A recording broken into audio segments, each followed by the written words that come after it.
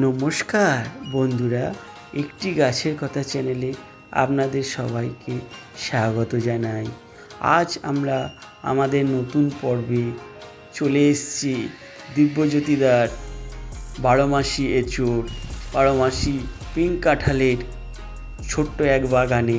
আজ আমরা দাদার বাগানে যে ভীষণ পরিমাণে ফলন এসছে গাছগুলোতে, তার একটা ছোট্ট তথ্য আপনাদের সামনে তুলে ধরব। আপনারা সাথে থাকুন।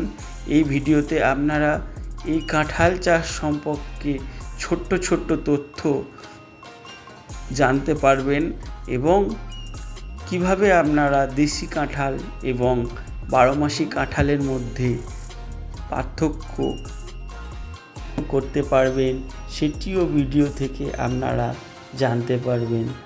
দেখুন বন্ধুরা, ছোট্ট গাছের মধ্যে কি সুন্দরভাবে ছোট্ট ছোট্ট কাঁঠালগুলি শুরু হয়েছে তাদের নতুন উন্মাদনা নিয়ে। আমরা আমাদের এই ভিডিওতে সেটিই তুলে ধরেছি। তো বন্ধুরা, আমরা চলে এসেছি দিব্যজ্যোতিদার বাগানে আজকে রিভিউ দেওয়ার জন্য। এটা হচ্ছে আপনারা এখন যে কাঁঠালের ভ্যারাইটিটা দেখতে পাচ্ছেন, এখন বর্তমান সময়ের একটা খুবই আলোচিত একটা ভ্যারাইটি কাঁঠালের। এটা বারোমাসি কাঁঠাল বা থাই পিঙ্ক কাঁঠাল বলেও চলছে মার্কেটে। দেখুন বন্ধুরা, অন্য আমাদের দেশীয় কাঁঠালের তুলনায় এই কাঁঠালের পাতার সাইজটা অনেকটা বড় হয় আর চড়া হয়। আর দেখুন অসময়ে যে এর ফলনটা কি মারাত্মক আকারের ফলন এসছে বন্ধুরা, আপনারা দেখতে পাচ্ছেন। দেখুন শয়ে শয়ে হচ্ছে কাঁঠালের, সারা গাছটাতে একটা ছোট গাছ, 1.5 বছর হবে। তো দাদা আজকে ক্যামেরার উপরে আছে, আজকে আমি ইন্ট্রোডাকশান দিচ্ছি। তো এই গাছে দেখুন ফলন, দেখুন মারাত্মক আকারে ফলন। দেখুন সঠিক চারা যদি আপনারা সংগ্রহ করতে পারেন তাহলে এইরকম ছোট গাছের মধ্যে আমরা 12 মাস হচ্ছে আমরা পেতে পারবেন। তো বন্ধুরা, এই গাছের কাঁঠালের পরবর্তী সময় আমরা অবশ্যই আরও রিভিউ আপনাদের সামনে তুলে ধরবো। গাছের গোড়াটা দেখুন দাদা, কত বছর ওইটা বয়স হয়েছে? এটা অ্যাকচুয়ালি বয়স 3 বছরের বেশি হয়েছে, 3 বছর। যেহেতু জায়গাটা একটু পশ্চিম সাইডে রয়েছে না, হ্যাঁ, পুরোপুরি প্রপার রোদ, প্রপার আলো বাতাস পাচ্ছে না, সেই জন্য প্রপার রেজাল্টটা আসতে একটু দেরি হচ্ছে। দাদার আরও বাগানে গাছ আছে, ওগুলো একটু সেখানে বয়স কম আছে, তারও একটা রিভিউ আমরা এই ভিডিওর মধ্যে তুলে ধরবো। তো এই গাছটা আপাতত দেখুন কি মারাত্মক আকারে এঁচড় এসছে।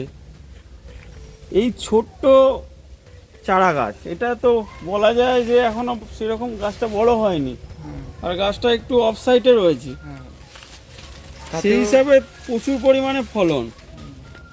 তো দাদা এটা তো কমার্শিয়ালি চাষিরা করতে পারবে? হ্যাঁ, কমার্শিয়ালি চাষিরা করতে পারবে। কমার্শিয়ালি আমাদের এখানে বিভিন্ন জায়গাতে সাকসেসফুলি হচ্ছেও বটে, বিভিন্ন জায়গাতে সাকসেসফুলি চাষ হচ্ছে। দাদাও একটা ছোট্ট আকারে একটা বাগান করেছে, কাঁঠালের কিছু চারা লাগানো হয়েছে। তো পরবর্তী সময় তার একটা আগামীতে আমরা সেই ভিডিও ধরবো, প্লাস তার একটা রিভিউ আমরা ছোট্ট এর দাদার বাগানে তুলে ধরবো। তো এই জাতটা আপনারা সংগ্রহ করতে পারেন, যাদের বাগানে ছোট জায়গা আছে বা ছাদের উপরেও আপনারা করতে পারেন এঁচড় খাওয়ার জন্য।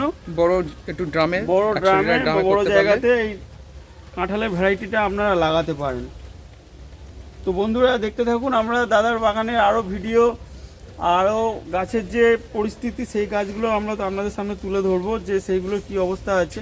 তো দাদা এর পাশাপাশি দাদার এখানে আমি দেখাতে বলবো একটা দেশি গাছ আছে। দেখুন একটা দাদা একটা পাতা এখানে দেখলে দেখা যাবে এই গাছের সাথে কি ডিফারেন্স। পাতার ডিফারেন্সটা দেখুন, আমি এটা হচ্ছে দাদা একটু গাছটা দেখিয়ে দেন, একটা দেশি গাছ। তো এটা একটা দেশি আমাদের কাঁঠালের ভ্যারাইটি। তো এই গাছের যদি আমি একটা এখান থেকে পাতা নিই, একটা ম্যাচিওর পাতা যদি নিই, তো দেখুন বন্ধুরা, তো এই গাছের পাতার সাথে একটু খেয়াল রাখুন যে আমাদের দেশীয় কাঁঠালের যে পাতা সেটা অনেকটা দেখুন লম্বা প্রকৃতির, আর তুলনামূলক চওড়াটা কম আছে।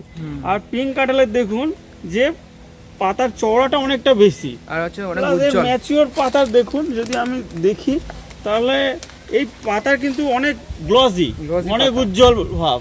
সম্পূর্ণ পাতার প্যাটার্নই আলাদা, সম্পূর্ণ পাতার প্যাটার্ন আলাদা। যারা এই চারা সংগ্রহ করবেন। সাধারণত পাতা দেখে অনেকটা আইডেন্টিফাই Identify আপনারা করা করতে পারবেন। একটু সচেতন যদি আপনারা হন তাহলে সঠিক চারা আপনারাও সংগ্রহ করতে পারবেন। শুধু দেখবেন যে পাতার আকৃতিটা কেমন, দেখুন একটু গোলাকৃতি, গ্লোসি ভাব রয়েছে, গ্লসি ভাব আছে। রোদ পড়লে দেশীয় একদম চকচক করবে, রোদ দেশীয় পড়লে যে চকচক করবে। কাঁঠালের পাতা একটু লম্বা প্রকৃতির হয়, আর এটা একটু গ্লসি, একটু চওড়া পাতাটা। দেখুন বন্ধুরা, তো দাদা এতে প্রচুর পরিমাণে কাঁঠাল আসছে। হ্যাঁ, সবে আসতে শুরু করেছে। কিন্তু এখন অসময়ে যদি আমরা এই বৃষ্টির সময়ে আমরা কাঁঠাল এই গাছ থেকে আমরা পেতে চাই, তাহলে এটা time to time fungicide fungicide একটা স্প্রে করে করতে রাখা হবে। দরকার। হ্যাঁ, তাহলে আমরা ফলন এই গাছ থেকে অনায়াসে পাবো। প্লাস একটু রোদ উজ্জ্বল জায়গায় মনে হয় এটা কাঁঠাল চাষের জন্য উপযুক্ত। একটু দাদা যেহেতু একটু অফসাইডের জায়গা, সেই তুলনায় একটু ফলনটা আসতে একটু দেরি হয়েছে, দেরি হয়েছে আর কিছু নয়, কিন্তু ফলন এসছে। তো বন্ধুরা দেখতে থাকুন, আমরা পরবর্তী সময় আরো